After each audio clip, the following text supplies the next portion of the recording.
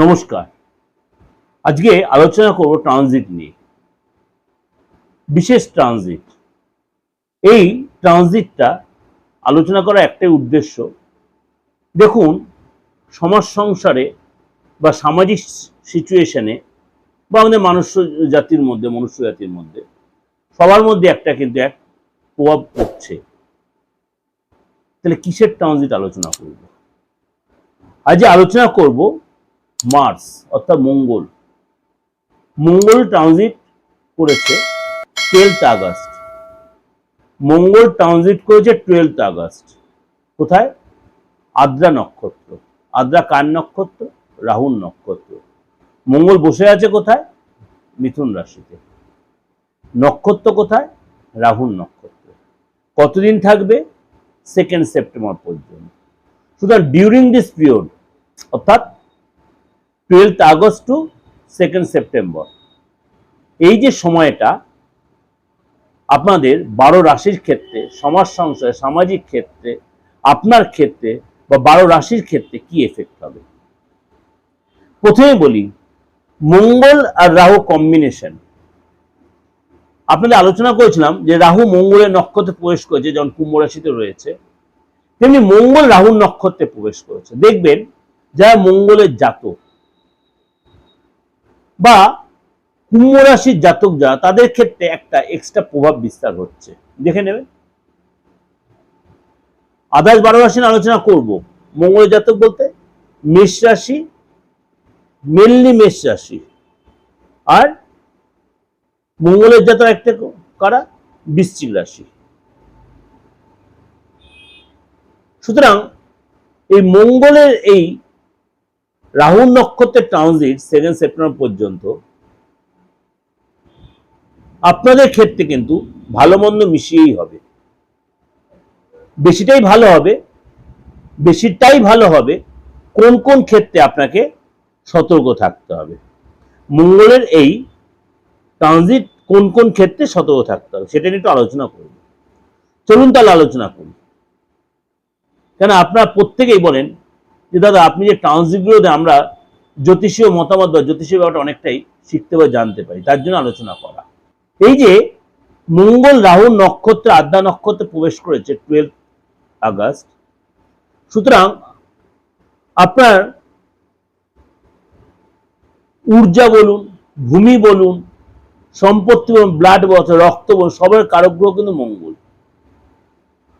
আবার রাহু হচ্ছে হঠাৎ কোনো ঘটনা, হঠাৎ প্রাপ্তি, হঠাৎ কোনো দুর্ঘটনা, এগুলো কিন্তু রাহু দেখে। বা হঠাৎ কোনো প্রাপ্তি যোগ, সফলতা প্রাপ্তি, রাহু ডেভেলপ দেয়, রাহু এগুলো দেখে। সুতরাং সেই মঙ্গলের এইখানে কিছুটা আপনার অঙ্গারক যোগ তৈরি হচ্ছে। কোন কোন রাশির ক্ষেত্রে কি প্রভাব বিস্তার করছে? মকর রাশি। মকর রাশির জন্য আপনার কিন্তু কি সিচুয়েশন হবে? আপনার কিন্তু এই সময় ব্যবসায় কিন্তু ইনভেস্টের ব্যাপারে সতর্ক থাকবেন। যদি ব্যবসায়ী হন আপনি, ইনভেস্টের সতর্ক, নিজের ব্যবসা হলে অল্প স্বল্প করবেন, কারোর কথা অন্য ব্যাপারে ইনভেস্ট এখন করবেন না। বা কারোর সঙ্গে কোনো আপনার ডিল হচ্ছে বা বোঝাপড়া হচ্ছে, আগে বুঝে নেবে সে কি বলছে। বা কোনো রিলেশন, আপনি নতুন কোনো রিলেশনে জড়িয়েছেন, সেখানে দেখবেন একটু মাঝে মাঝে আর্গুমেন্ট বা তর্ক বিতর্ক ও ভুলে বোঝে সিচুয়েশন তৈরি হতে পারে। একটু মেনটেন করে সেগুলো, কাজের জায়গায় যে সমস্যা সেগুলো কিন্তু আপনার সমাধান হবে, কিন্তু আপনাকে কিন্তু তাড়াহুড়া করে চলবে না। সমাধান করতে নিজের মাথার বুদ্ধি এবং পরিশ্রম, ডিপ্লোমেসি দিয়ে আপনি সেটা সমাধান করতে পারবেন। তাড়াহুড়া করে কোনো ডিসিশন নেবেন না। ব্যবসা ইনভেস্টের ব্যাপারে খুব সতর্ক থাকবেন, বুঝে শুনে স্টেপ নেবেন। কোনো পুরনো কথা নিয়ে লোকের সাথে কোনো অশান্তি ঝামেলা জড়িয়ে পড়তে পারেন, কিন্তু আপনাকে আমি রিকোয়েস্ট করবো, যেহেতু আপনি মকর রাশি, আপনি যদি আমার প্রোগ্রামটা শুনছেন, আপনি কিন্তু আগে থেকে সতর্ক হয়ে যাবেন। কেউ যদি আপনাকে ইনসিস্ট করতেও চায় কোনো ব্যাপারে, আপনি কিন্তু সেই ব্যাপারে তাড়াহুড়া করবেন না এবং কারো অশান্তিতে জড়াবেন না। পুরনো কথা নিয়ে অশান্তি জড়িয়ে লেনদেনের ব্যাপারে সতর্ক থাকবেন, অন্যথা কোনো বড় লোকসান হতে পারে, বিশেষ করে অনলাইন ট্রানজাকশনের ব্যাপারে।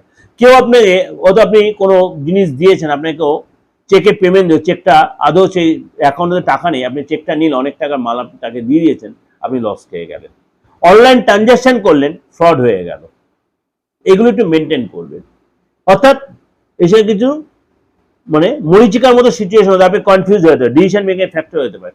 যদি সেরকম দেখছেন, আপনার ফ্যামিলি কাউকে কনসাল্ট করুন, আপনি হিতাঙ্গী কাউকে কনসাল্ট করুন যে আপনাকে গাইড করবে।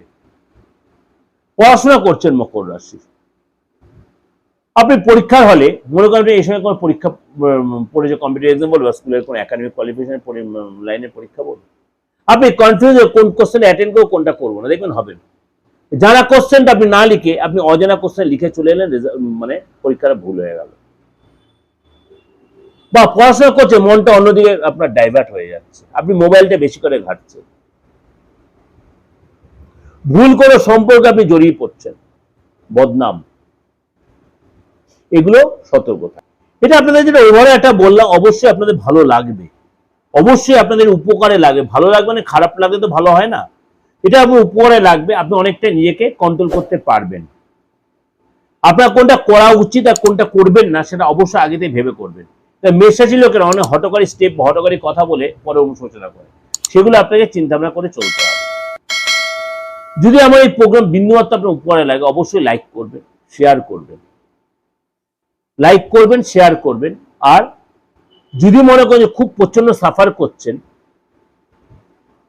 টাইমটা খুব শর্ট, কিন্তু শর্ট টাইমের মধ্যে অনেক চাপ হয়ে যাচ্ছে, তাহলে কারোর সাথে একটু কনসাল্ট করে প্রপার রেমিডিয়াল মেজারমেন্ট করলে, তাহলে একটা রাহু গোমেদ পড়ে নেবেন না, মঙ্গলে একটা পলা পড়ে নেবেন না, ভুলে এই কাজটা করবেন না।